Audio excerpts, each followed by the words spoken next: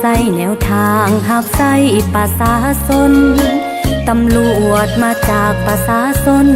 โดยประชาชนเพื่อประชาชน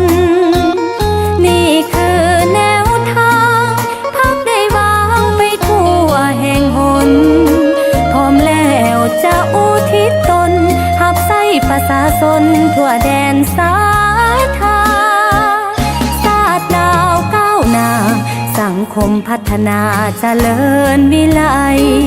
สาวประสาพร้อมกันก้าวไปอยู่ภายใต้ภาคเขานำพา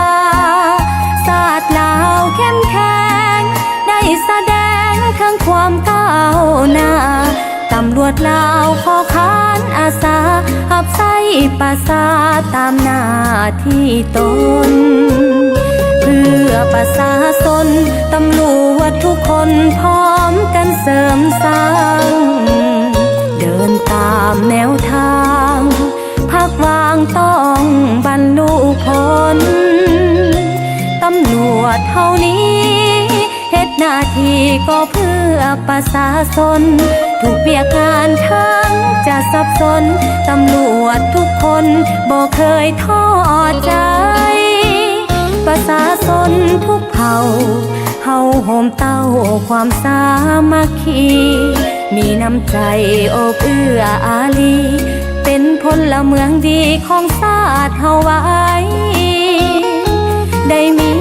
ส่วนร่วมรักษาความสงบปลอดภัย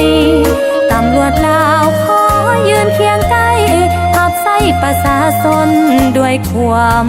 ภูมิใจ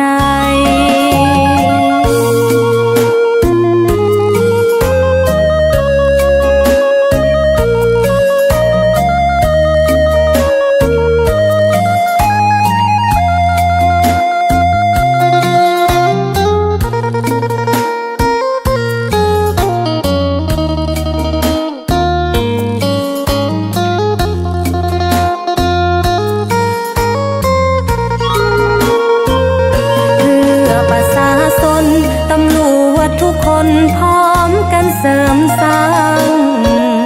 เดินตามแนวทางพักวางต้องบรรลุผลตำรวจเท่านี้เฮ็ดหน้าที่ก็เพื่อประชาชนทุกเวียกงานทั้งจะสับสนตำรวจทุกคนบ่เคยท้อ